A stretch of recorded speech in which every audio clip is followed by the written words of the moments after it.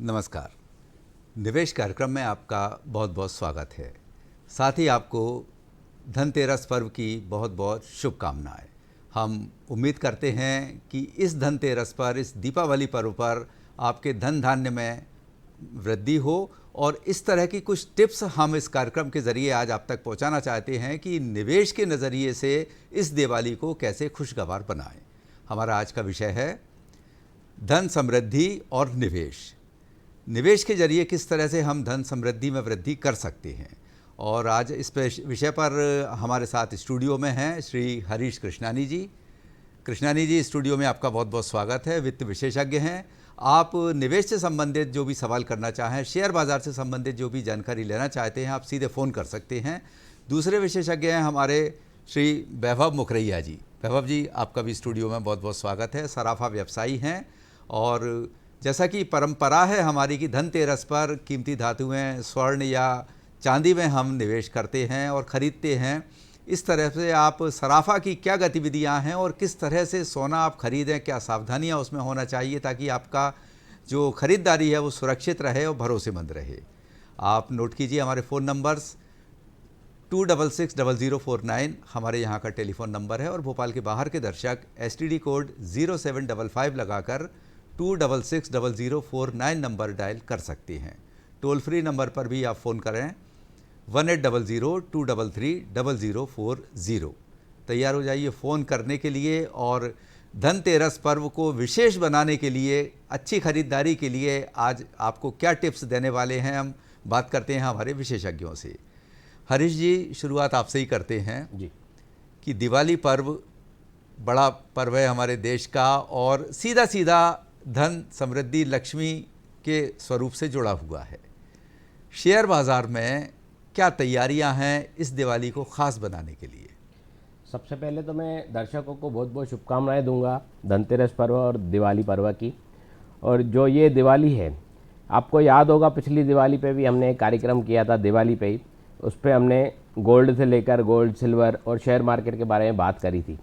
उस टाइम जो गोल्ड का भाव था और आज का गोल्ड का भाव है, उसमें करीब करीब आप देखेंगे तो लगभग 12-13% का डिफरेंस है आज की तारीख में। तो अगर जिन निवेशकों ने उसमें उस टाइम पे अगर गोल्ड में या और चीज़ों में निवेश किया होगा तो 12-13% का उनको रिटर्न भी बन गया होगा। अब आज के वर्तमान मार्केट की बात करेंगे तो वर्तमान में जो शेयर मार्केट की स्थिति है, पिछला अभी जो हाल ही में जो इजराइल और हमास का युद्ध हुआ तो उससे मार्केट पे थोड़ा सा फ़र्क आया और मार्केट थोड़ा सा नीचे आया, 61,000 के आसपास सेंसेक्स सबको दिखा। तो वो एक बहुत अच्छी अपॉर्चुनिटी का टाइम था इन्वेस्टमेंट करने के लिए। और आप देखेंगे पिछले 10 दिन में मार्केट वापस रिकवर होकर 65,000 के आसपास वापस सेंसेक्स आ गया। तो अगर 61,000 से 65,000 का देखेंगे तो 8-9% का रिटर्न आपको 10 दिन में ही मिल गया।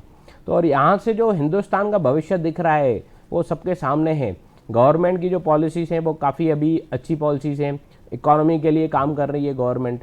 और कैपेक्स जो मतलब निवेश की बात करते हैं। हरीश जी, क्या है कि आपने पिछले साल से भी तुलना की जी और सेंसेक्स का ऊपर नीचे जाना ये हमेशा उम्मीद नहीं रखना चाहिए कि एक ही दिशा में ऊपर चला नहीं, जाए, बिल्कुल नहीं है रखनी ना। चाहिए। ये विशेषज्ञ कहते हैं जिस तरह से मेडिकल में होता है, जब ECG का हमारी जब होती है तो वो ग्राफ जो अप डाउन होता है, बिल्कुल ऊपर जाना भी फायदेमंद है और नीचे आना भी फायदेमंद है। फर्क पड़ जाता है दोनों वर्ग का। बिल्कुल ऊपर जो निवेशित हैं उनके लिए फायदेमंद रहता है, लेकिन जो नए निवेश करना चाहते हैं जब नीचे आता है तो वो उनके लिए अपॉर्चुनिटी होती है। बिल्कुल बिल्कुल सही बात है आपकी, मैं सहमत हूँ उससे।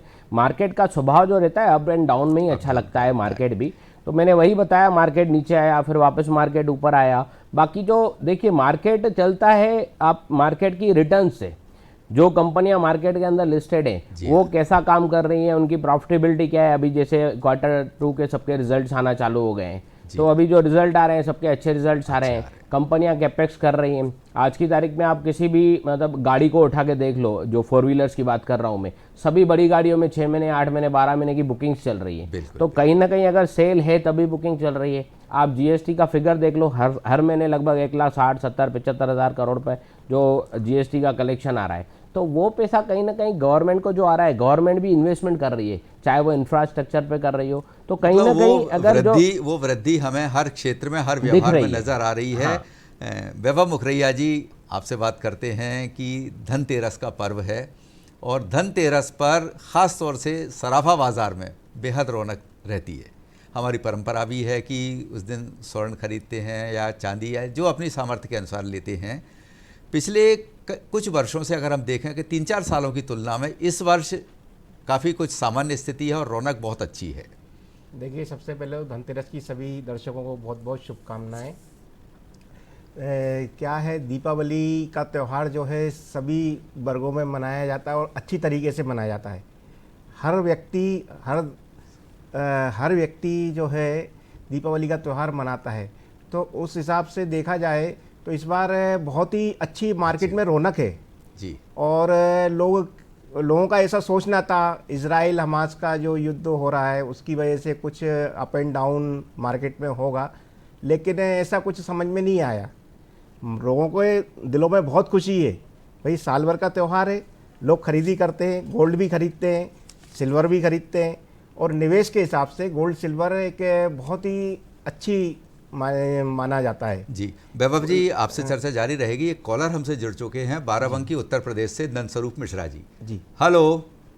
हेलो जी नंदस्वरूप जी, स्वागत है। धनतेरस की बहुत बहुत बधाई और शुभकामनाएं। नमस्कार सर, आपको नमस्कार। बहुत-बहुत शुभकामनाएं और बधाई। मैं जानना ये चाहता हूँ, हाँ। कैसे हो दिवाली धनतेरस को सोना खरीदने वाली? तो ऐसी सफर में तमाम फल आते हैं, मुझे धनतेरस ऐसा एक शुभ मुहूर्त हो जाए जिसमें जो सोना और अन्य चीजें खरीदी जाती हैं, तो इसमें हमको सावधानी किस प्रकार से बरतनी है, कैसे जानकारी लेनी है? जी बिल्कुल बिल्कुल। अब ये तो सवाल का जवाब दोनों के पास होगा। मुखरैया जी आप बताइए, फिलहाल तो गोल्ड की ये बात कर रहे हैं, तो क्या सावधानियां खरीद से पहले होना चाहिए? देखिए, आजकल क्या है, गवर्नमेंट ने बहुत कुछ सुविधाएं कर दी हैं। जैसे हॉलमार्क ज्वेलरी आप लेंगे तो आपको मिल सकती है, मार्केट में अवेलेबल है। उसके हॉलमार्क ज्वेलरी लेने के साथ उसमें आपको मेकिंग चार्ज देना पड़ता है, बाकी और कुछ नहीं। बाकी हॉलमार्क ज्वेलरी लेंगे सबसे अच्छा बेस्ट ऑप्शन है, गारंटी की चीज़। गारंटी की चीज़ है, आपको कभी कोई दिक्कत नहीं होगी। और इसके अलावा और क्या सावधानियां और क्या बातें परखना चाहिए? इन्वेस्ट के हिसाब से अगर लेते हैं तो गोल्ड कॉइन भी ले सकते हैं, गोल्ड कॉइन भी चल रहे हैं आजकल, सिल्वर कॉइन भी चल रहा है, कॉइन में भी सिल्वर ले सकते हैं, गोल्ड में भी कॉइन आता है वो भी ले सकते हैं। इसके बाद आपको 24 कैरेट का जो गोल्ड आता है वो भी इन्वेस्ट के हिसाब से वो भी ले सकते हैं। बिल्कुल काफ़ी अच्छा ऑप्शन है उसके लिए। उसमें आपको मेकिंग चार्ज नहीं देना पड़ेगा। जो आप बुलियन लेंगे, जैसे कॉइन लेंगे या आप वो लेते हैं, आजकल जो चल रहा है एक ब्रेड चलता हम लोगों के, उसमें कहते हैं ब्रेड। हाँ, तो ईंट बोलते थे पहले एक जमाने में ईंट कहलाता था, ईंट बोलते थे। बिस्किट्स भी आते हैं। इसके बाद कुछ साल बिस्किट भी चले। अब आजकल एक ईंट आ गए, वो बोलते हैं ब्रेड आती है। ब्रेड में से उसमें से काट के आपको दे दिया जाएगा 10 ग्राम, 15 ग्राम, 50 ग्राम, जितना भी आप लेना चाहें। वो बहुत बढ़िया ऑप्शन है। सॉलिड गोल्ड है वो, तो उसमें कोई माइनस होने का कोई सवाल ही नहीं है, बिल्कुल कहीं से कहीं तक। हरीश जी, इनका सवाल ये भी था कि निवेश के जरिए दिवाली को कैसे खुशहाली में बदले। जैसे नंदस्वरूप जी का क्वेश्चन गोल्ड के ऊपर ही था, तो मैं उसी पे जवाब दे रहा हूँ। आजकल जैसे फिजिकल गोल्ड वैभव जी ने बताया 24 कैरेट 22 कैरेट सब आपको BIS के साथ अवेलेबल है ही, वो ऑप्शन तो है ही। पर अगर आपको उसके लिए फिर आप उसको संभालना है, लॉकर में रखना है, आप चाहें तो रख सकते हैं, और नहीं तो आजकल डिजिटल गोल्ड भी अवेलेबल है। डिजिटल गोल्ड आप ETF के थ्रू भी ले सकते हैं। जो भी गोल्ड का प्राइस है आपको उसमें लेना है, और आप जब भी बेचेंगे उसको तो जो भी गोल्ड का प्राइस है आपको उस रेट पे मिल जाता है। उसमें ETF एक ऑप्शन है। आप म्यूचुअल फंड के थ्रू भी गोल्ड पेपर में बॉन्ड में ले सकते हैं, और आजकल गवर्नमेंट के जो सर्वाइव गोल्ड बॉन्ड है वो भी आप उसके थ्रू भी ले सकते हैं। और उसमें एक अच्छी चीज़ और है, उसमें आप जितने का भी बॉन्ड लेते हैं, मिनिमम 1000 रुपये का होता है, मैक्सिमम कोई लिमिट नहीं है। उसमें आपको गवर्नमेंट 2.5% का ब्याज भी देती है। मगर अगर आप 1 लाख रुपए का उसमें गोल्ड बॉन्ड ले रहे हैं तो हर साल आपको उसमें 2500 रुपये गवर्नमेंट ब्याज भी देती है। प्लस वो जब भी आप उसका मैच्योरिटी होगा तो आप उसको जो भी गोल्ड का रेट होगा वो रेट आपको गोल्ड बॉन्ड में मिल जाएगा। साथ में आपको 2.5% का ब्याज भी मिलता है। तो सेविंग के हिसाब से वो ऑप्शन भी अच्छा ऑप्शन है। बाकी फिजिकल गोल्ड तो ऐसा है, आपने अगर लेके रखा है और आपको कभी भी किसी भी चीज़ की पैसे की जरूरत है तो तुरंत आप जाके सुनार के यहाँ उसको तुरंत आप उसको कैश करवा सकते हैं। तो वो एक ऑप्शन है। बिल्कुल जी। ETF भी एक अच्छा विकल्प है। ETF भी ऑनलाइन आप बेच सकते हो, तुरंत बेच सकते हो। उसमें 1 दिन का सेटलमेंट टाइम है, 1 दिन में आपको नेक्स्ट डे पैसा आपके अकाउंट में आ जाता है। बाकी वो एक ऑप्शन है सबके लिए। चलिए वैभव जी, ETF की बात करें तो ETF ऐसा सोना है जो आपके हाथ में नहीं है, पेपर के रूप में है। लेकिन भौतिक रूप से अगर हम ज्वेलरी लेते हैं तो वो सोना आपके हाथ में भी आता है, वो उसके दोहरा उपयोग भी है, आप उसको उपयोग में भी लाते हैं, और दूसरा वो आपका एक इन्वेस्टमेंट भी है। कभी इमरजेंसी आती है तो उससे आप पैसा आप खरीद सकते हैं, उसमें पैसा खड़ा होता है। तो भौतिक इसमें गोल्ड जो खरीदें, ज्वेलरी, क्या क्या बातें गौर से देखना चाहिए उसमें? देखिए, सबसे पहले तो यह है कि आप अपने जो पहचान वाले जिनके यहाँ से आप खरीदी बिक्री करते हैं, जी। अदर छोटे ज्वेलर्स भी हैं, बहुत से हैं, हाँ। बहुत से शॉप वाले भी हैं, उनका भी बिजनेस है अपना अपना।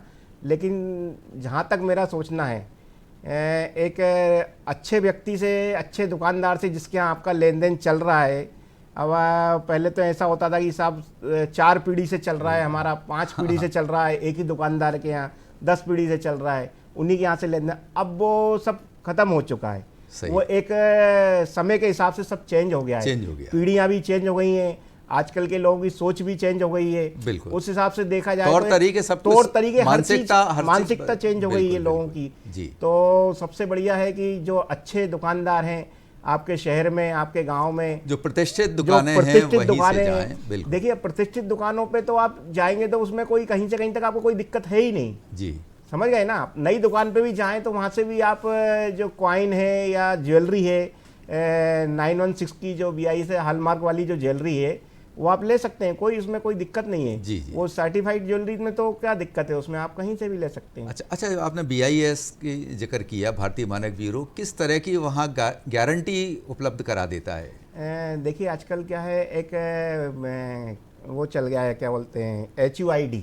अच्छा। HUID रहता है। आपने जैसे मेरे यहाँ से कोई ज्वेलरी खरीदी, उसमें एक नंबर रहता है। अच्छा। तो वो नंबर उस पर एंट्री रहेगी, पूरी कंप्यूटराइज एंट्री रहेगी, और वही खाते वगैरह में सब में रहेगा, ऊपर से नीचे तक। अच्छा। उसमें आप कहीं से कहीं तक धोखा नहीं खा सकते हैं। वो HUID नंबर से आप ऑल इंडिया कहीं भी वो ज्वेलरी को बेचेंगे या उसको, जैसे वो उसकी प्रामाणिकता की एक मोहर है। हाँ, मेन वही जी। प्रामाणिकता की मोहर है वो। उसमें आपको कहीं से कहीं तक कोई धोखा नहीं दे सकता, कोई गलत काम नहीं कर सकता। कोई दुकानदार आपको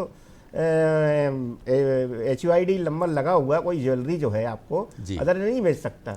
अच्छा। जिसके पास उसका वो है नंबर का सर्टिफिकेट जो है, उसका एक क्या रहता है, एक हर क्षेत्र में, हर शहर में सेंटर हैं ये BI से हॉलमार्क के। अच्छा। तो वहाँ पे सर्टिफाइड कराना पड़ता है ज्वेलरी को, और वहाँ से भी सर्टिफिकेट देते हैं आपको ज्वेलरी का। तो उसका HUID नंबर सर्टिफाइड कराने का चार्जेस वगैरह कुछ लगते उसका हैं? मिनिमम चार्जेस रहता है। अच्छा। चार्जेस रहता है, गवर्नमेंट के चार्जेस हैं, मिनिमम चार्जेस ज़्यादा नहीं है। जी। जो भी है वो कंज्यूमर से अपन ले सकते हैं, कोई दिक्कत नहीं। अच्छा, जिस पे ऑलरेडी अगर हॉलमार्क है या सर्टिफाइड है, तो उसके बाद मान लो वो अपनी संतुष्टि के लिए कोई ग्राहक कराना चाहे तो क्या वो फिर से वो ये प्रोसेस कर सकता है? हाँ, हो सकता है ना। जी। बरोबर, हो सकता है। वो सेंटर पे जाके अपना जो वो है उसका बिल जो मिलता है, दुकानदार आपको पक्का बिल देता है। अच्छा। वो ले जाके दिखा सकता है, करा सकता है, उसमें कोई दिक्कत नहीं। जी। हरीश जी, ETF का चलन बहुत बढ़ गया है जी। क्योंकि उसमें कई सारे फ़ायदे हैं। एक तो आपको चौकसी नहीं करना है ना, वो सेफ है, और करंट भाव आपको मिलता है बराबर, जो उस समय रेट चल रहा है। ETF खरीदने की क्या प्रोसेस है और क्या क्या बातें ध्यान में रख के खरीदना चाहिए? देखिए, एक होता है म्यूचुअल फंड के थ्रू आप जो गोल्ड खरीदते हो, उसमें तो सिंपल प्रोसेस है, आपका म्यूचुअल फंड का KYC होना चाहिए। अच्छा। और आप डायरेक्ट गोल्ड फंड, कुछ कंपनियां हैं, 4-5-6 कंपनियां हैं जो गोल्ड फंड के अंदर डील करती हैं। आप डायरेक्ट म्यूचुअल फंड का फॉर्म ऑनलाइन ऑफलाइन भर के अपना चेक के थ्रू पेमेंट करके आप गोल्ड फंड में इन्वेस्टमेंट कर सकते हैं। और जो ETF की बात है, ETF के लिए आपका डीमेट अकाउंट होना ज़रूरी है। ETF क्योंकि ट्रेडिंग होता है, इक्विटी ट्रेडेड फंड अकाउंट होता है, तो ETF जो होता है वो आपका ट्रेडिंग होता है, तो उसके लिए आपका डीमेट अकाउंट होना बहुत ज़रूरी है। और आपका भाव जो है स्क्रीन पे सामने चलता रहता है, आप जिस भाव में खरीदना चाहते हैं आप अपना भाव भी डाल सकते हैं, या तो सामने जो भाव चल रहा है सामने के भाव से भी ले सकते हैं। उसमें डीमेट अकाउंट होना, और आपके जो आप जितना भी गोल्ड ग्राम्स में या यूनिट्स में खरीदेंगे उतने यूनिट गोल्ड या ग्राम गोल्ड आपके डीमेट अकाउंट में ट्रांसफ़र कर दिया जाएगा, और आपको उसका स्टेटमेंट आपके मेल पे और मोबाइल पे SMS आ जाता है कि आपने आज 20 ग्राम गोल्ड खरीदा है, इस भाव पे खरीदा है, उसके ऊपर इतना ब्रोकरेज लगा, जो भी नॉमिनल ब्रोकरेज लगता है 20-30 पैसे जो भी वो ब्रोकरेज लगा, और गवर्नमेंट टैक्सेस के बाद आपको इतने में पड़ा, वो आपके डीमेट में नेक्स्ट डे क्रेडिट हो जाता है। वो अब आप जितने टाइम चाहें आप संभाल के रखिए, और जब भी आपको बेचना हो तो आप सेम प्रोसेस है, डीमेट में अगर है तो आप डीमेट के थ्रू बेच सकते हो। अगर आप म्यूचुअल फंड में हैं तो म्यूचुअल फंड के थ्रू आप बेच सकते हो। मतलब दोनों इसमें जरिए हैं, हाँ, म्यूचुअल दोनों फंड के थ्रू जरिए भी हैं ले भाई, सकते हैं बिल्कुल और बिल्कुल। जो डीमैट। चाहे अगर डीमेट अकाउंट मेरे को नहीं खोलना, बहुत सारे लोग नहीं प्रेफर करते डीमेट अकाउंट खोलना, तो वो म्यूचुअल फंड के थ्रू ले सकते हैं। और जो डीमेट अकाउंट खोल के लेना चाहते हैं तो डीमेट अकाउंट के थ्रू ले अब सकते हैं। यहाँ निश्चित रूप से दर्शकों के मन में ये सवाल उठ रहा होगा जी। कि किस तरह से उन्हें खरीदना चाहिए, म्यूचुअल फंड के रास्ते से जाना चाहिए या डीमैट के जरिए से? दोनों रास्ते अच्छे हैं। डीमेट में भी आप चाहें तो खरीद सकते हैं, पर म्यूचुअल फंड वाला रास्ता जो है उसमें आप चाहें तो मंथली एसआईपी कर सकते हैं। कई सारे लोग अच्छा। जो हमारा हिंदुस्तान जो है ट्रेडिशनल देश है, यहाँ पे जैसे घर में किसी के लक्ष्मी आती है, बिटिया आती है, तो उसके लिए बचपन से ही प्लान किया जाता है इसकी शादी के लिए, इसकी पढ़ाई के लिए, वॉटेवर किसी भी चीज़ के लिए। समय बदल रहा है तो उसके लिए गोल्ड अभी से हम लेना चालू करें तो इसकी शादी के टाइम तक अच्छा गोल्ड जमा हो जाएगा। तो आप उसमें एसआईपी भी कर सकते हैं गोल्ड में, गोल्ड फंड के अंदर एसआईपी भी कर सकते हैं, वो भी बहुत अच्छा ऑप्शन किस है। तरह वो एसआईपी कैसे होती हाँ, है? वो गोल्ड फंड जैसे नॉर्मल इक्विटी फंड में अपन एसआईपी करते हैं जैसे, वैसे ही गोल्ड फंड के अंदर भी आप एसआईपी कर सकते हैं। मिनिमम अमाउंट 1000 रुपये से चालू कर सकते हैं, मैक्सिमम कोई लिमिट नहीं है, वो भी कंपनी टू कंपनी के ऊपर वेरी करता है और भी कम हो सकता है। तो आप जैसे 2000 रुपये की एसआईपी कर रहे हैं तो हर महीने आपके अकाउंट से 2000 रुपये कट जाएंगे और 2000 रुपये का गोल्ड आपको एक्यूमुलेट होता जाएगा यूनिट्स के रूप में। अरे वाह। और जब भी आप 10 साल बाद, 15 साल बाद, 20 साल बाद गोल्ड को बेचना चाह रहे हो तो आपके पास अब उसमें सबसे अच्छी चीज़ क्या है वो बता रहा हूँ मैं आपको। जी, जी। जैसे 15 साल आपने 2000 रुपये की एसआईपी चला ली, वो 15 साल में 180 महीने होते हैं, तो 180 महीने में 3,60,000 रुपये आपके जमा हो गए। अब उसकी जो भी वैल्यू है, फॉर एग्जांपल ले लेते हैं 5 लाख या 6 लाख, जो भी वैल्यू है गोल्ड की बढ़ने के बाद, अब आपको वो 6 लाख रुपए आपके अकाउंट में आएंगे जब आप बेचोगे। तो अब आपको उससे गोल्ड खरीदना है कि बच्चे की पढ़ाई में लगाने हैं या और किसी यूज में लाने हैं, वो आपके ऊपर निर्भर करता है। तो यहाँ आप फ्री होल्ड हो जाते हो। बट अगर आप फिजिकल गोल्ड लेके रखते हो तो यहाँ तो आप उसको बेच के कैश करवा सकते हो। और पर क्या होता है, फिजिकल गोल्ड से जो भी गहने होते हैं उससे एक अटैचमेंट बन जाता है, इमोशनली अटैचमेंट बन जाता है लेडीज का खास करके गहनों से। तो वो फिर वो बेचने वाली बात वो इमोशनली हो जाती है। बट यहाँ आपका डिजिटल ये तो इमोशनली अटैचमेंट नहीं रहता है, तो आप उसको बेच के कुछ भी कार्य कर सकते हैं। जी, वो बहुत अच्छी चीज़ है जी। अच्छा, इसी तरह से वैभव जी, अगर हमारे पास ज्वेलरी है और जैसे इसमें तो एसआईपी का सिस्टम बताया, बहुत अच्छा है वो फार्मूला, तो हम थोड़ा थोड़ा करके गोल्ड अगर ख़रीदते रहें और ज़रूरत पड़ने पे उसको बेचना हो तो उसमें क्या समस्याएं बाज़ार में आती हैं ग्राहक को?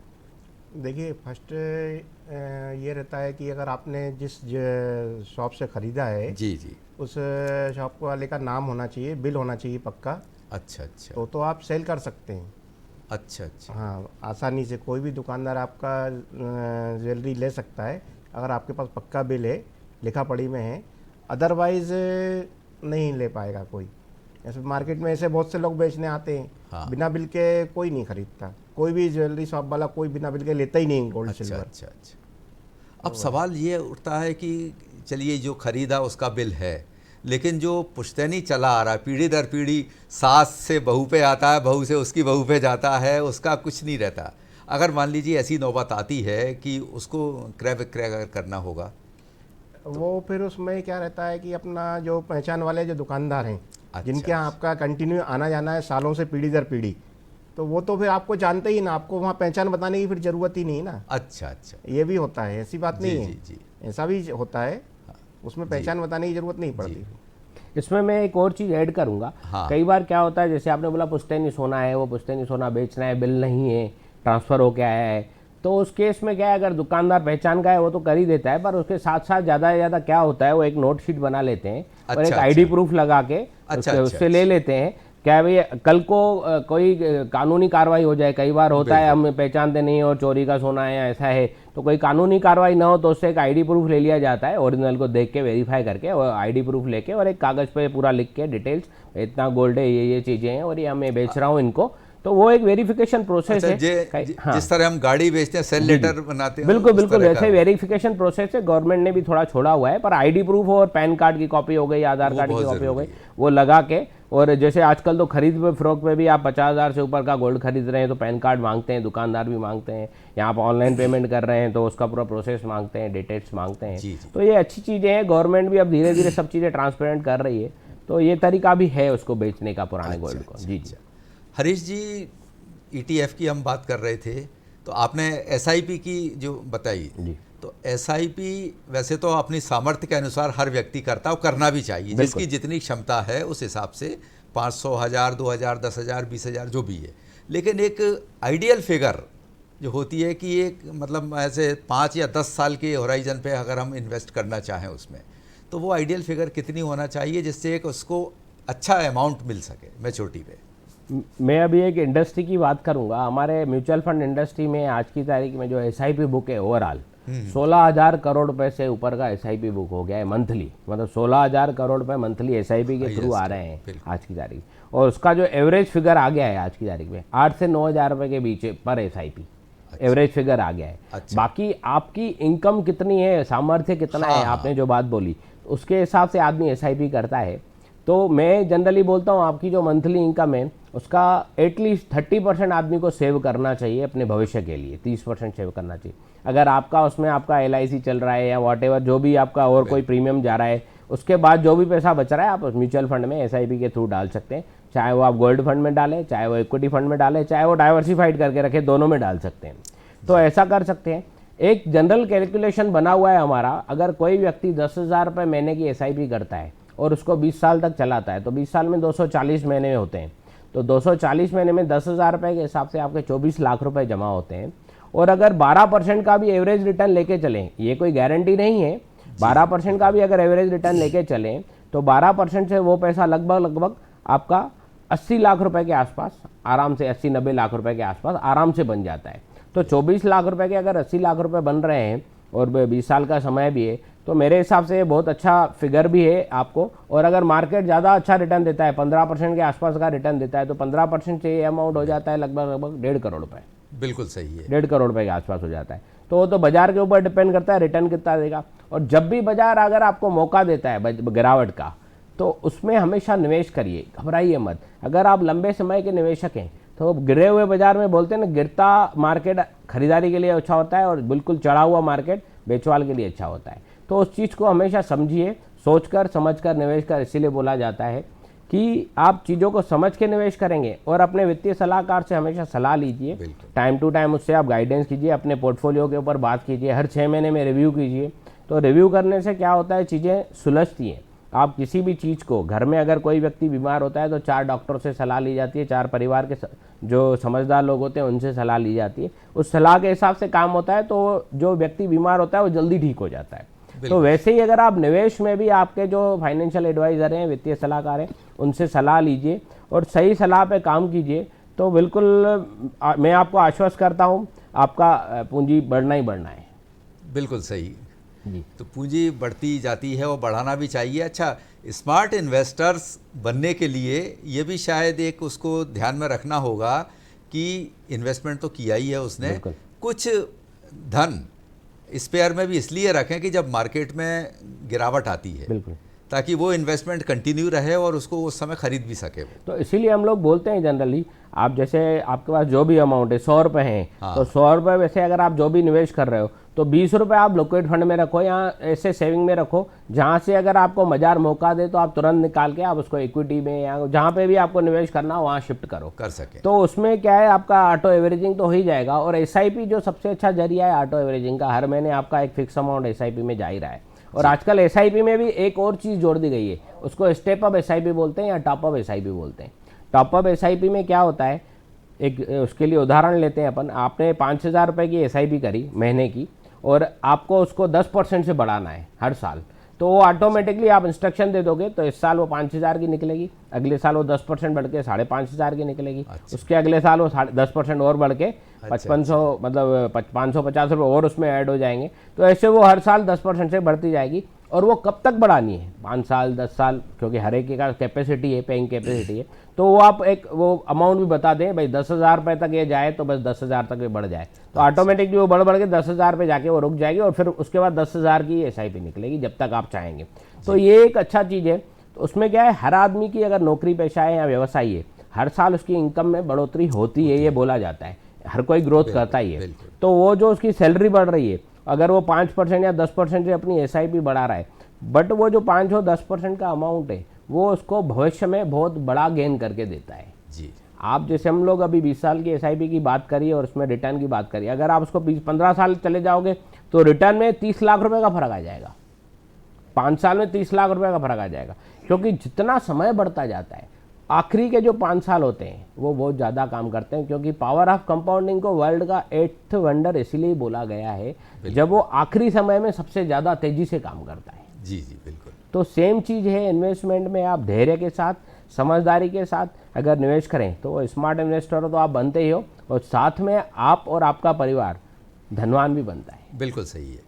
वैभव जी, जिस तरह से शेयर मार्केट या म्यूचुअल फंड में कंपनी का ट्रैक रिकॉर्ड देख के इन्वेस्टमेंट करने की सलाह दी जाती है, तो उसी तरह गोल्ड में इन्वेस्टमेंट जो कर रहे हैं, फिजिकल गोल्ड में, तो पिछले कुछ सालों की जो भाव था उससे लेके अभी तक की जर्नी आप किस तरह देख रहे हैं? वो जो उनकी कीमत है किस अनुपात में आगे बढ़ रही है? हर साल हर साल दर साल बढ़ना ही है। जी। गोल्ड भी बढ़ रहा है, सिल्वर भी बढ़ रहा है। अब पिछले साल से इस साल काफ़ी अच्छा रिटर्न मिला है। हाँ। पिछले साल भी अच्छा रिटर्न मिला था कस्टमर को, इस साल भी काफ़ी अच्छा रिटर्न मिला है। 10%, 12%, 15%, मतलब ग्रोथ अच्छी है उसमें। जी। अच्छा ग्रोथ मिलता है कस्टमर को। इसके अलावा मतलब जो गोल्ड खरीदना चाहिए ज्वेलरी के रूप में, तो चलिए उपयोगी रहेगा वो, सॉलिड गोल्ड के बारे में क्या कहेंगे? सॉलिड गोल्ड बेस्ट है खरीदने में। सॉलिड गोल्ड खरीदने में कोई दिक्कत नहीं, सबसे बेस्ट चीज़ वही है, सॉलिड गोल्ड खरीदे। अच्छा। ज्वेलरी तो ऐसा है, ज्वेलरी तो गृहिणियाँ पहनती हैं, हाँ, लेडीज हैं, तो उनके लिए ज्वेलरी बहुत ही उपयोगी उपयोगी चीज़ चीज़ है वो, उपयोगी चीज़ है। और अदरवाइज क्या है, शादी ब्याह होते हैं अपने हिंदुस्तान के अंदर, बहुत ही रिवाज है गोल्ड ज्वेलरी का। बिल्कुल भारतीय सिल्वर का परंपरा है भारतीय और परंपरा है। बिल्कुल सही है। भारत में भारतीय परंपरा है, तो ज्वेलरी खरीदने का तो है ही, सभी लोग खरीदते हैं। और ये बहुत ही अच्छी चीज़, इन्वेस्ट के हिसाब से भी अच्छा है। और दूसरा, आपको कभी मानिए भविष्य में पैसे की भी ज़रूरत अगर पड़ती है एन वक्त पे, तो आप उसको कैश भी करा सकते हैं। बिल्कुल सब बेस्ट चीज़ है। हाँ। अच्छा, एक शब्द बहुत सुनने में आता है, मेकिंग चार्ज। सर ये है कि मेकिंग चार्ज है, ये अपना हॉलमार्क जो ज्वेलरी है, अच्छा। उस पर भी मेकिंग चार्ज लगता है। बाकी जो अपना 22 कैरेट जो गोल्ड है उस पर भी लगता है, 23 कैरेट तो पे लगता है, 18 कैरेट पे लगता है।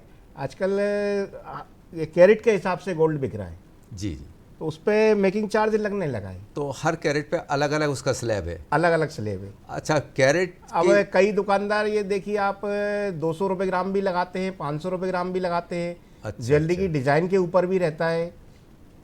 मतलब ये दुकानदार अपने हिसाब से अपने अनुसार लगाते हैं वो? जी।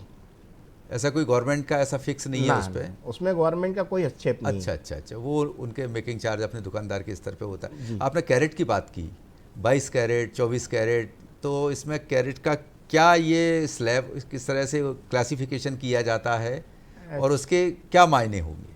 24 कैरेट जो है प्योर गोल्ड है, जी। और अपना 22 कैरेट जो है अपना 916 हो गया, अच्छा। और 23 कैरेट जो है 85 हो गया। तो ऐसा कैरेट के हिसाब से उसको बांट दिया है चार्ट बार। उस हिसाब से ज्वेलरी का आभूषण जो तैयार होते हैं जी। उसी हिसाब से होते हैं, कैरेट के हिसाब से ही। कैरेट के हिसाब से। तो कितने कैरेट का एक सही तरीके से होता है कि वो उससे कम नहीं लेना चाहिए? 22 नहीं कैरेट तो का फिर सबसे नाम बेस्ट- का ही सोना दिखेगा। नहीं नहीं, 22 कैरेट का लेना चाहिए, सबसे बेस्ट है 22 कैरेट 916 का। अच्छा। बहुत अच्छी आजकल ज्वेलरी वही 916 की ही चल रही है, हॉलमार्क की सबसे ज़्यादा अच्छा अच्छा मार्केट में। और दुकानदार भी यही चाह रहा है कि सबसे ज़्यादा यही बिकना चाहिए। उसमें अच्छा। क्या है, कस्टमर को काफ़ी अच्छा फ़ायदा मिलता है। अच्छा अच्छा, हॉलमार्क ज्वेलरी खरीदने में कस्टमर को नुकसान नहीं है, बिल्कुल। प्लस में ही रहता है। जीवन में कभी भी वो बेचने जाएगा ज्वेलरी, उसको प्लस में ही रहेगा वो हमेशा। एक तो ज्वेलरी का भाव भी बढ़ना है, हाँ। बस ये है मेकिंग चार्ज उसको अलग करके 916 का उसको पैसा मिल जाएगा। अच्छा, कभी कभी उसमें इसको बोला जाता है आप लोगों की भाषा में टाका, सोने या चांदी में इस तरह से वो क्या होता है? देखिए ज्वेलरी आप ये समझिए, आपको एक उदाहरण के तौर पे बताता हूँ। हाँ। ज्वेलरी जब बनती है तो उसमें मिक्सिंग करना पड़ता है उसको। अच्छा अच्छा उसको एक स्तर रहता है उसका, उस अच्छा। स्तर से उसमें मेकिंग क्या बोलते हैं टाँका मिलाया जाता है। अच्छा अच्छा। हाँ, आप उदाहरण के तौर पे सही, जैसे आज आप कोई से कपड़ा पहनते हैं, जी। शर्ट पहनते हैं या कोई भी चीज़ पहनते हैं, तो बिना सिलाई के कपड़ा बन जाएगा, शर्ट बन जाएगी क्या? ऐसे ही ज्वेलरी का उदाहरण है। अच्छा, बिना टाँके ज्वेलरी बन ही नहीं सकती नहीं बन सकती। भाई, वो तो सॉलिड गोल्ड है।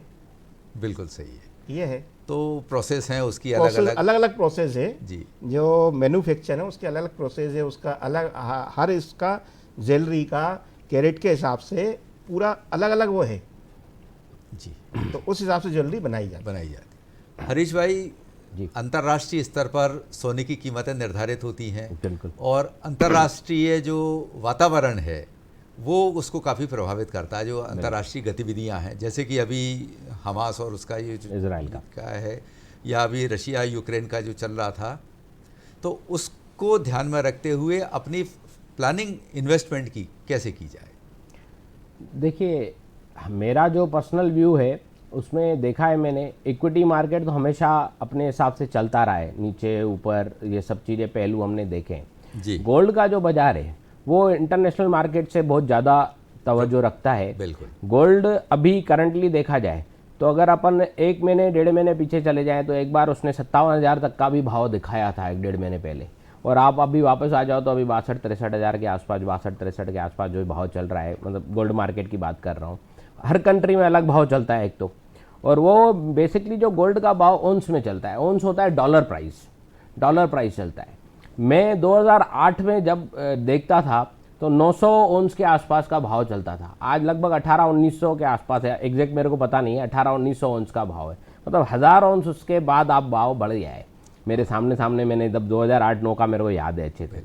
तो ये जो इंटरनेशनल मार्केट है, जब भी ऐसे युद्ध की स्थितियाँ बनती हैं या ऐसा कुछ भी है, तो जो वर्ल्ड गोल्ड काउंसिल होता है, जो वर्ल्ड गोल्ड सप्लाई करता है या वहाँ से पूरा सिस्टम होता है, वो गोल्ड का रिजर्व बढ़ा देते हैं अपने पास, और जो देश भी हैं जहाँ पे युद्ध चल रहा है वो भी अपने पास बढ़ा देते हैं। जैसे अगर अभी यूएस को देखा जाए, यूएस की स्थिति कोविड के बाद से अगर देखी जाए तो थोड़ी सी उनकी स्थिति टाइट हुई है। देखा जाए तो उनके यहाँ जो रेट ऑफ इंटरेस्ट बढ़ाया गया 0.25 से लेकर आज 5% तक आ गए, 5% तक, मतलब अगर देखा जाए तो उन्होंने वहाँ से गोल्ड 20 गुना भाव बढ़ गए इंटरेस्ट, तो इस वजह से भी गोल्ड महंगा हुआ है। अब आप डॉलर प्राइस की बात करो, अगर मैं गोल्ड को थोड़ी देर के लिए हटा देता हूँ, डॉलर की बात करता हूँ, तो डॉलर आज से 10 साल पहले, 12 साल पहले 42-45 रुपये का भाव था, आज 85-86 रुपये का भाव है।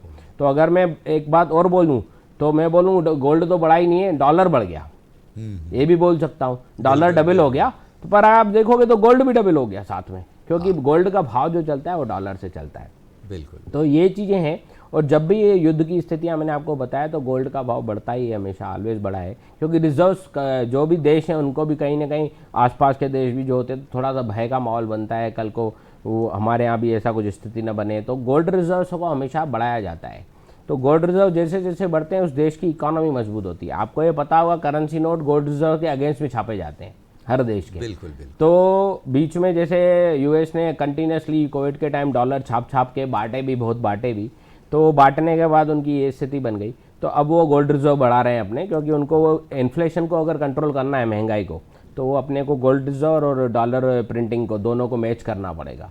तो वो थोड़ी दिक्कत है, तो अब मैच हो गई। हिंदुस्तान की बात करूँ तो हिंदुस्तान का गोल्ड रिजर्व आज की तारीख में बहुत बढ़िया गोल्ड रिजर्व है, तो हमारी करेंसी का भी इसलिए भाव कोई नीचे नहीं आया है, इसीलिए हम लोग बीट करके चल रहे हैं इन्फ्लेशन को।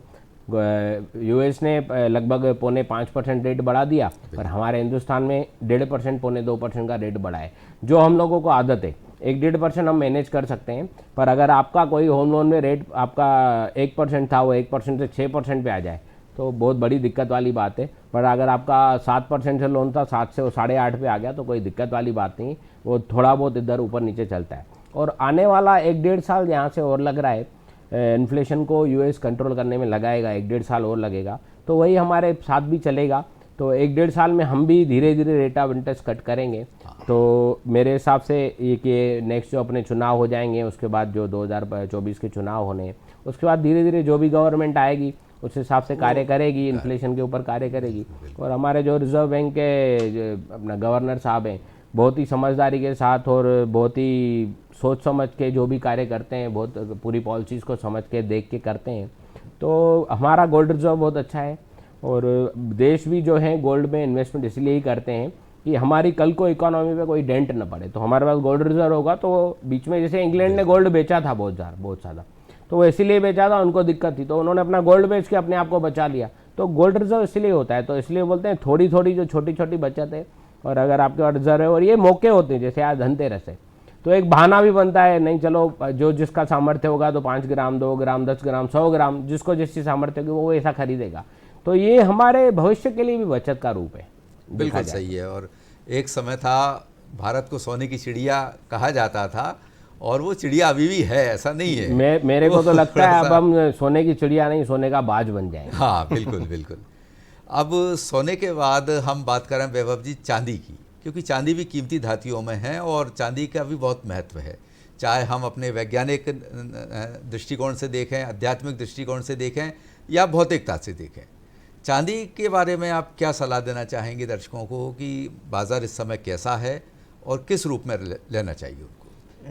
चांदी को कॉइन के रूप में भी ले सकते हैं जी, सिल्वर को कॉइन के रूप में भी ले सकते हैं, बाकी प्योर सिल्वर जो आता है फाइन गोल्ड फाइन सिल्वर उस रूप में भी ले सकते हैं, बाकी ज्वेलरी में भी सिल्वर ले सकते हैं। ले सकते हैं। कस्टमर हमारे यहाँ आता है ज्वेलरी भी लेता है, कॉइन भी लेता है, फाइन चांदी भी लेते हैं।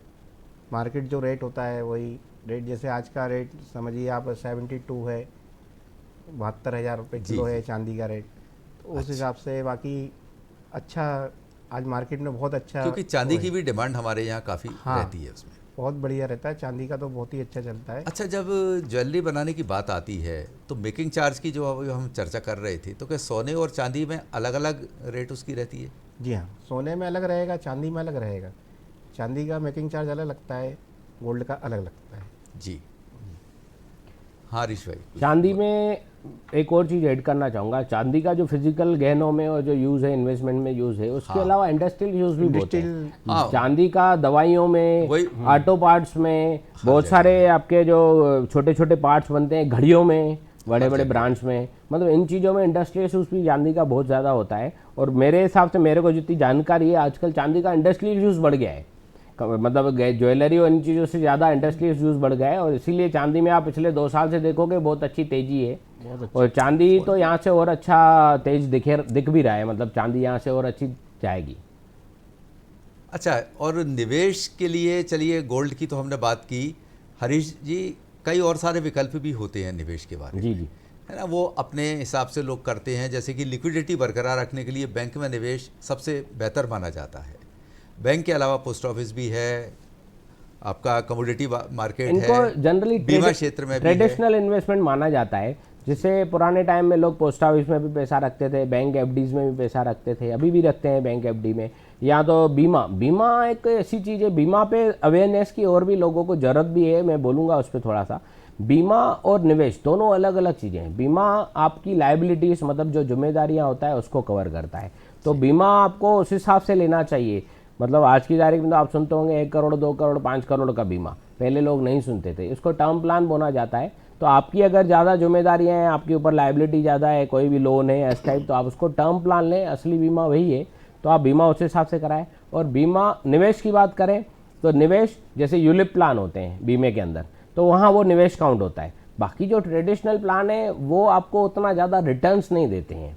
मतलब जैसे एफडी की बात करूं मैं, तो एफडी में आज आपको 7-7.5% की एफडी मिलेगी, बट अगर मैं इन्फ्लेशन को जोड़ दूं उसमें, जो महंगाई दर है गवर्नमेंट के फिगर के हिसाब से, तो 7-7.5% का इन्फ्लेशन है, महंगाई है, तो 7% की एफडी है, 7% का इन्फ्लेशन है, तो 7 - 7 0 ही हो गया। तो आपको ऐसी जगह निवेश करना चाहिए जो आपको इन्फ्लेशन को कम से कम बीट करके दे। तो कम से कम आप अगर ऐसी जगह निवेश करो जहाँ पे 10-12% का कम से कम रिटर्न आए, 7% की महंगाई है, तो आपके पास उसके बाद भी 3-5% का रिटर्न बचता है, क्योंकि उसके ऊपर टैक्सेशन भी होते हैं। चाहे वो एफडी कराओ आप, तो आपका टीडीएस कटता है, फिर भले आप वो रिफंड लेते हो या उसके ऊपर टैक्स भरते हो जो भी, तो वो आपका टीडीएस में वो टैक्सेशन भी होता है। तो सेम जो भी अदर इंस्ट्रूमेंट होते हैं, अब आपकी रिस्क कैपेसिटी कितनी है, या आप सिर्फ सेविंग पर्पज से इन्वेस्टमेंट करना चाहते हो, तो आपके पास सेविंग के लिए म्यूचुअल फंड के अंदर लिक्विड फंड भी आजकल अवेलेबल है। आप 1 दिन से लेकर 1 महीना 2 महीना 3 महीना शॉर्ट टर्म के लिए अगर आप इन्वेस्टमेंट करना चाह सकते हो, तो आप लिक्विड फंड के अंदर रखिए। आप रिस्क नहीं लेना चाह रहे पर 1-2 साल के लिए इन्वेस्टमेंट करना चाह रहे हो, तो आप डेट फंड्स के अंदर इन्वेस्टमेंट करिए।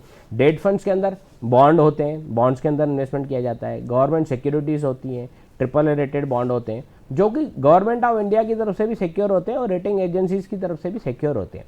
तो वहाँ पे आपका जो रिटर्न होता है 8-9-10% का रिटर्न आराम से बनता है, जो एफडी से बहुत अच्छा है। और टैक्सेशन पॉइंट ऑफ व्यू से बात करें तो उनमें कैपिटल गेन लगता है, short term capital gain, long term capital gain, अलग अलग दोनों की परिभाषाएं हैं।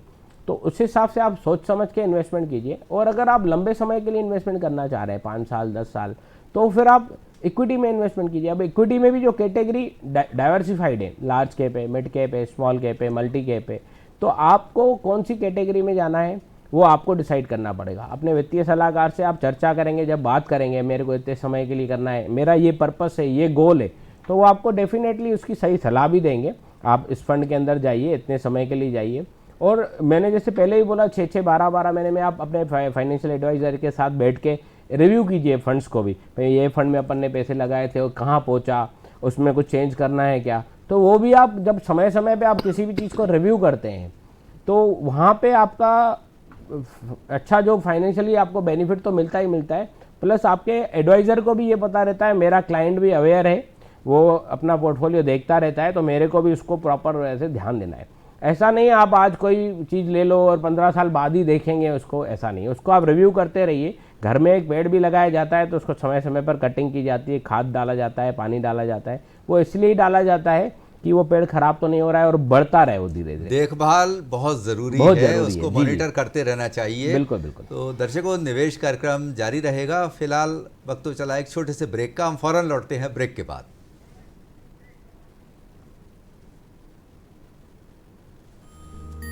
आज ब्रेक कहाँ से आ गया?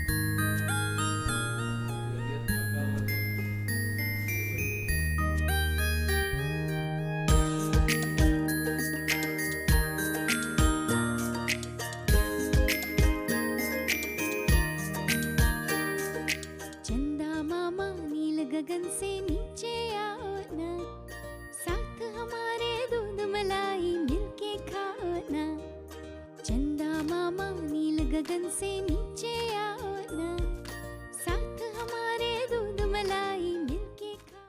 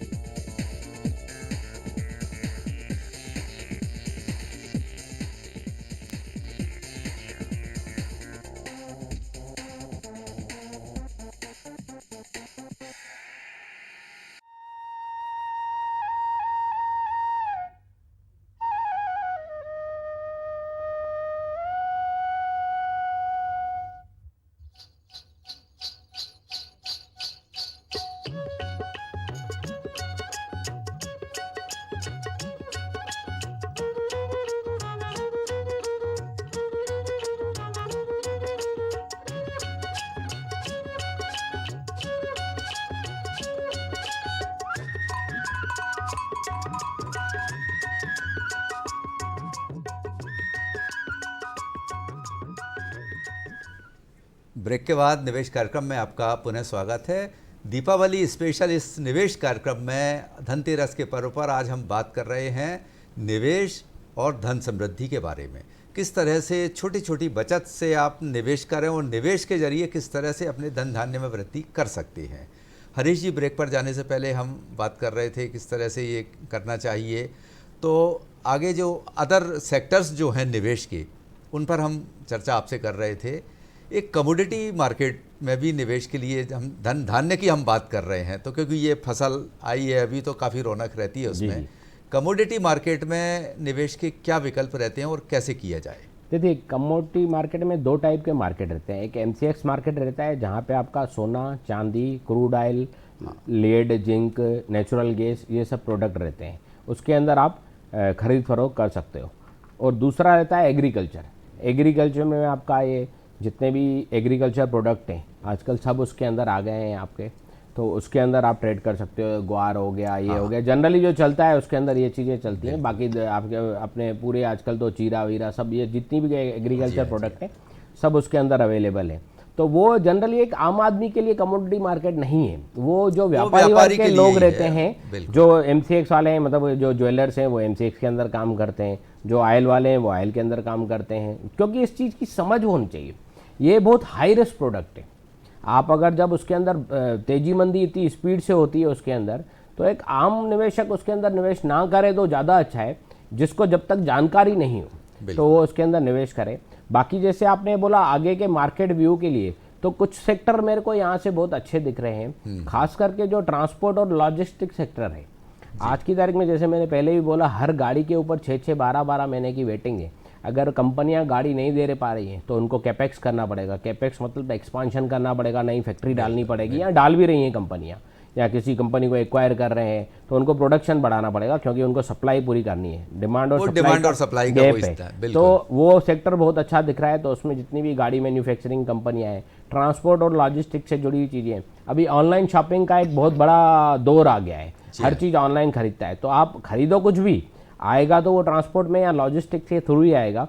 तो उसमें जितनी भी ट्रांसपोर्ट लॉजिस्टिक से जुड़ी हुई कंपनियां हैं, जो कोरियर से रिलेटेड काम करती हैं, पार्सल डिलीवरी का रिलेटेड काम करती है, तो वो कंपनियां यहाँ पे बहुत अच्छी दिख रही हैं मेरे को। ट्रांसपोर्ट में मैंने गाड़ी बनाने वाली कंपनी आपको बता दी, उसके साथ ही ऑटो पार्ट्स बनाने वाली कंपनियां, बैटरी बनाने वाली कंपनी, टायर बनाने वाली कंपनी, ईवी आज की तारीख में इलेक्ट्रिकल व्हीकल और सोलर पावर बहुत बड़ा सेक्टर हो गया है।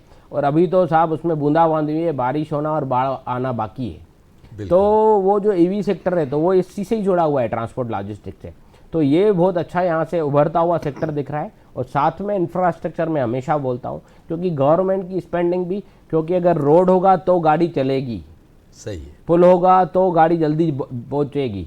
तो और रेल, आप देखो रेल के अंदर कितना एक्सपांशन हो रहा है, हर जगह 2, 3, 4 लाइनें नई डाली जा रही हैं, स्टेशनों का विकास हो रहा है, इंफ्रास्ट्रक्चर का पूरा विकास हो रहा है। तो गवर्नमेंट का जो स्पेंडिंग है इंफ्रास्ट्रक्चर पे सबसे ज़्यादा है। हर शहर में मेट्रो, अपने भोपाल में भी मेट्रो का मतलब ट्रायल रन तो हो ही गया, तो हर जगह मेट्रो आ रही है। तो ये जो ट्रांसपोर्ट लॉजिस्टिक का सेक्टर मेरे को यहाँ से बहुत अच्छा लग रहा है, और ये बहुत बड़ा सेक्टर है। मैंने आपको उसमें सेक्टर के अंदर जो चीज़ें हैं वो भी बता दी। ये सेक्टर इंफ्रास्ट्रक्चर सेक्टर यहाँ से बहुत अच्छा लग रहा है। पिछले 2 सालों में लार्ज कैप सेक्टर ने उतना अच्छा कार्य नहीं किया है, क्योंकि कंपनियां एक्सपांशन में और कैपेक्स में लगी हुई है। कोविड के टाइम में उन्होंने बहुत अच्छा किया, पर आने वाले 2-3 साल यहाँ से फार्मा सेक्टर और अपना लार्ज कैप सेक्टर यहाँ से अच्छा लग रहा है। आने वाले 2 साल उसमें भी लोग चाहें तो निवेश कर सकते हैं। फार्मा भी यहाँ से वापस चलने की स्थिति में आ गया है, तो वहाँ पे भी इन्वेस्टमेंट कर सकते हैं। टेक्नोलॉजी सेक्टर भी पिछले 2 साल से उतना अच्छा परफॉर्म नहीं किया है, पर टेक्नोलॉजी सेक्टर ऐसा है वो हमेशा चलने वाला सेक्टर है, क्योंकि कोविड के बाद उसने बहुत अच्छा परफॉर्म किया। कोविड के ड्यूरेशन में बहुत अच्छे रिटर्न्स भी आए, और हर आदमी टेक्नोलॉजी से जुड़ गया था। ऑनलाइन मीटिंग हो रही थी, ऑनलाइन ही सब काम हो रहे थे, तो वो अब चीज़ें हैबिट में आ गई है, कंपनी वालों के भी, लोगों को भी। तो टेक्नोलॉजी सेक्टर भी आने वाले यहाँ से 1-2 साल के लिए अच्छा लग रहा है। और SIP के थ्रू यहाँ आप अपने मन से भी SIP कर सकते हैं। मतलब आज आपके पास 5,000 है, 10,000 है तो डाल दिए, फिर अगले महीने आपके पास 5,000 है फिर डाल दिए, फिर 2,000 है डाल दिए। यहाँ कोई भी अमाउंट हो, ये मैं एक एग्जाम्पल की बात कर रहा हूँ। तो आप उसमें किसी भी सेक्टर के अंदर जाएँ तो उसमें थोड़ा थोड़ा पैसा टॉपअप करते रहिए, और हर गिरावट में निवेश कीजिए। मैं तो ये हमेशा बोलता हूँ, जब आप गिरावट में निवेश करते हो तो आपका कॉन्फिडेंस लेवल और बढ़ता है। जब वो मार्केट वहाँ से रिकवर होता है तो आपको आपके निवेश के रिटर्न दिखने लगते हैं। तो हमेशा लंबे समय के लिए निवेश कीजिए, अच्छे सेक्टर्स में निवेश कीजिए, और हमेशा अपने वित्तीय सलाहकार से सलाह लेके निवेश कीजिए। कई बार क्या होता है, आदमी किसी के दूसरे के देखा देखी में, भाई उसने ऐसा किया तो मैं भी ऐसा कर लूँगा तो मैं भी कमा लूँगा, पर ऐसा नहीं होता है। उसने किसी से सलाह ली नहीं ली वो आपको पता नहीं है, या उसको उसके बारे में कितना नॉलेज है, कितनी जानकारी हर है। व्यक्ति की अपनी व्यक्तिगत परिस्थितियां, हाँ, उसकी तो आवश्यकताएं, कोई भी कार्य वो करने अलग से अलग पहले होते हैं। नॉलेज होना जरूरी है। आप किसी भी, आप बाजार में आज हम सेब लेने जाते हैं फ्रूट में, तो सेब भी हम 200 रुपए किलो का सेब पर हम देख देख के लेते हैं कि खराब तो नहीं है, कुछ नहीं। जब आप 200 रुपए की चीज लेने के लिए आप देख के लेते हो, तो आप उम्र भर की अपनी जमा पूंजी को निवेश करते हो, तो उसको सोचकर समझकर निवेश करें, तो उसमें आपको बिल्कुल आपको फ़ायदा तो मिलेगा ही मिलेगा, और लंबे समय में आप उसमें से बहुत अच्छा गेन भी करेंगे। चलिए वैभव जी, सोने चांदी में निवेश के लिए ये समय बाजार में आपको कैसा नज़र आ रहा है? बहुत ही बढ़िया समय है। निवेश के लिए इस समय निवेश करना बहुत ही अच्छा रहेगा। जी। आगे भविष्य में बढ़ना ही है सोना चांदी का भाव, कभी कम नहीं होना। और ऐसा लग रहा है चांदी अगला जो स्तर है चांदी का बहुत ही अच्छा रहेगा, ऊंचे में काफ़ी ऊंची जाना है चांदी का। और गोल्ड में भी प्लस में ही रहेगा। व्यक्ति अगर चाहे तो बहुत ही अच्छा इन्वेस्ट वो है व्यक्ति के लिए। जी। सोने में भी इन्वेस्ट कर सकता है, चांदी में भी कर सकता है। अच्छा, किस तरह का रुझान आप देख रहे हैं पब्लिक में? क्योंकि आपने कहा ना कि समय के साथ साथ प्रक्रिया, मानसिकता, विचारधारा सब कुछ बदलती जा रही है। पहले जो 2-3 पीढ़ी पहले कुछ और सोच थी लोगों की सोने चांदी खरीदने के लिए, आज कुछ और बदलती जा रही है। किस तरह का बदलाव आप देख रहे हैं बाज़ार में साल दर साल? देखिए, समय के हिसाब से बहुत कुछ बदलाव हो चुका है और कुछ होता जा रहा है। कंटिन्यूज में देखने में ये आ रहा है कि पहले जो खरीदी करती थी पब्लिक, जो है पहले जो व्यक्ति खरीदी करता था गोल्ड सिल्वर में, एक उसका एक नज़रिया अलग होता था। और आज जो इन्वेस्ट का भी नज़रिया इन्वेस्टर के हिसाब से भी बहुत अच्छा है पब्लिकली। और व्यक्ति जब गोल्ड सिल्वर का ज्वेलरी लेने आता है या कॉइन लेने आता है तो वो ये पूछता, भैया ये आगे भाव बढ़ेगा या कम होगा? समझिए आप बात को, भाव बढ़ेगा या कम होगा? तो उसके दिमाग में कहीं ना कहीं तो प्लस पॉइंट है। बिल्कुल सही भाई, आज कस्टमर आता है शॉप पे, दुकान पे, पूछता है भाव बढ़ना है कम होना है, भैया बता दीजिए बढ़ेगा कि कम होगा। हम तो भैया बोलते हैं, बढ़ने की सलाह देते हैं, बढ़ेगा। और ये हकीकत है, बढ़ता है। बिल्कुल सही है। हमारा माइनस देश में तो निरंतर आगे बढ़ता हाँ, ही जा रहा है। बढ़ बीच रही में है। पड़ाव भले ही आ जाए, हाँ। जिसे आप मंदी कह सकते हैं। मैं इसलिए इसमें चीज़ जो ऐड कर रहा हूँ, मैं हमेशा अपने आप बोलता हूँ, हमेशा लंबे समय के लिए निवेश लंबे कीजिए। समय के लिए। अगर आज आप 10 साल पहले चले जाओ तो 10 साल पहले जो गोल्ड का भाव था, 10 साल पहले मेरे हिसाब से 45,000 40,000 के आसपास था। आज 63,000 का भाव है। तो आप रिटर्न निकालो 10 साल का, 8-9% गिरी से गिरी हालत में रिटर्न दिया होगा। देते ही है। हाँ, तो वही आप लंबे समय के लिए निवेश कीजिए, अगर निवेश के लिए ले रहे हैं। और अगर आप ज्वेलरी ले रहे हैं तो वो निवेश नहीं, वो तो इमोशनली अटैचमेंट है, वो तो आप अपने आप लंबे समय के लिए बिल्कुल रखोगे। सही है। वैभव जी, जैसे अभी इलेक्ट्रॉनिक फॉर्म में जब से गोल्ड आया है, ETF वगैरह जो हैं, इस कंसेप्ट के आने के बाद क्या फिजिकल गोल्ड लेने में बाज़ारों में कुछ उतार चढ़ाव दिखाई दिया है आपको? कुछ कम हुए या रुझान कम बढ़ा है, किस तरह से? कोई फर्क नहीं आया है, प्लस में ही है। अच्छा, प्लस में ही है, कोई फर्क नहीं आया है। जितने भी शेयर मार्केट में गोल्ड वो आए हैं, जो भी है जी जी, फिजिकली, अभी देखिए बीच में बैंकों ने भी निकाल दिया था कॉइन, बैंक भी दे रही थी। बैंक देते हैं, कॉइन देते हैं। साल 2 साल खूब अच्छा रहा उसका, काफ़ी अच्छा सक्सेस रहा, वो लोगों ने उसको पसंद भी किया। बिल्कुल। लेकिन बैंक से कॉइन लेना, मार्केट से कॉइन लेना, उसमें लगा कस्टमर को कहीं ना कहीं प्लस माइनस तो है। हाँ तो रुझान पब्लिकली मार्केट की तरफ ही रहेगा। जी, जितना अच्छा सुविधा मार्केट में मिलेगी, वहाँ की अदर जगह नहीं मिलेगी उसको। बिल्कुल। तो इसका भी प्लस माइनस फर्क होता है। एक्चुअली मार्केट में जाते हैं, चॉइस बहुत उसके मनपसंद मिल जाती है, वहाँ वैरायटी भी बहुत मिलती है, वैरायटी डिजाइन भी बहुत मिलते हैं, डिजाइन भी बहुत मिल जाते हैं, काफ़ी कुछ वो रहता बैंक है। में वो चीज़ देखने बस को नहीं आपको मिलती। परख आना चाहिए। बस बस बस। तो क्या क्या, अब कार्यक्रम का समय समाप्ति की ओर है, इस तरह की खरीदारी करते समय किस तरह से मानसिकता बनाई जाए, किस तरह से बातचीत की जाए ताकि वो फ़ायदेमंद उसके लिए सौदा साबित हो? देखिए, ज्वेलरी आप खरीदने जाते हैं या कॉइन खरीदने जाते हैं तो सबसे बढ़िया बेस्ट यही ऑप्शन है कि आप अपने पहचान वाले के यहाँ जाएं, जहाँ से आप लेन देन कर रहे हैं, भरोसेमंद दुकानदार के पास जाओ, भरोसेमंद डील करें। भरोसेमंद। चलिए, अब मैं हरीश जी के पास आता हूँ। कार्यक्रम समाप्त लगभग हो चुका है। हरीश जी, चलते चलते संक्षेप में बताइए, दिवाली को खुशगवार करने के लिए SIP कैसे शुरू कर दें तुरंत? SIP इक्विटी में भी कर सकते हैं आप, गोल्ड फंड में भी कर सकते हैं, और उसको लंबे समय के लिए चलाएं। एक गोल निर्धारण करें, 5 साल 10 साल जो भी आपका गोल बहुत महत्वपूर्ण है। हाँ, इसमें। गोल बहुत और महत्वपूर्ण है। अब गोल निर्धारण हरीश जी, हमारे करके कार्यक्रम का समय बिल्कुल, समाप्त हो बिल्कुल, चुका है। बिल्कुल। दर्शकों, अगली बार नए विषय के साथ हम फिर हाजिर होंगे। आप दोनों विशेषज्ञों का बहुत बहुत धन्यवाद।